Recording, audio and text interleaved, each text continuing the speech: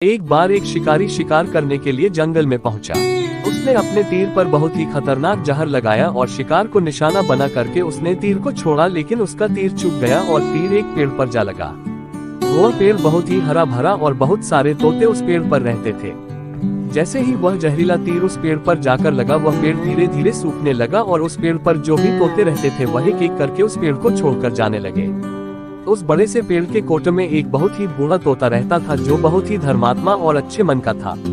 सभी तोते उस पेड़ को छोड़कर जाने लगे थे, लेकिन वह बूढ़ा तोता जाता था, दाना लेकर के आता और उसी कोटे में आकर के बैठ जाता था, परंतु उस पेड़ को छोड़ने को तैयार नहीं था।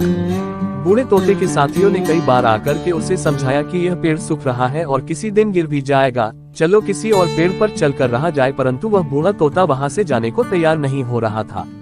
अब ये बात देवराज इंद्र तक पहुंची। उन्हें बताया गया कि एक तोता है, वह जिस पेड़ पर रहता है उस पेड़ पर एक जहरीला तीर लगने के कारण सूखने, गिरने और खत्म होने के कगार पर आ पहुंचा है, और एक बूढ़ा तोता अभी भी वहीं पर रह रहा है। वह दाना लेकर आता है और वहीं पर रहता है, जबकि उस जंगल में बहुत सारे पेड़ है, लेकिन वह उसी पेड़ पर रह रहा है।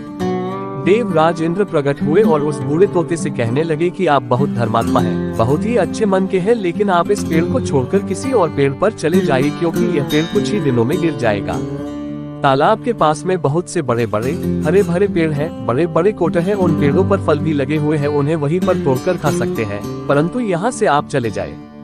तोता बोला, माफ कीजिएगा, इस पेड़ ने मुझे जीवन दिया है, शिकारियों से मेरी रक्षा की है, हर मौसम में मेरे साथ रहा है, ये कोट मेरा घर है, यहाँ मैं पला बड़ा हूँ, इस पेड़ को मैं छोड़कर कैसे जा सकता हूँ? इस पर संकट आया है तो क्या मैं इसे छोड़कर चला जाऊँ? मैं ऐसा कभी नहीं कर सकता।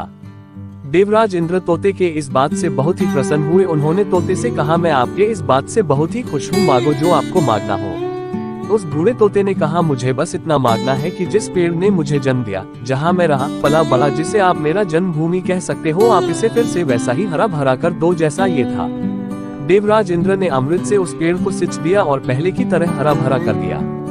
अब वापस से उस पेड़ पर आकर के बाकी तोते रहने लगे। वह बूढ़ा तोता कुछ समय तक और जिंदा रहा, फिर उसकी मृत्यु हो गई और वह स्वर्ग में चला गया।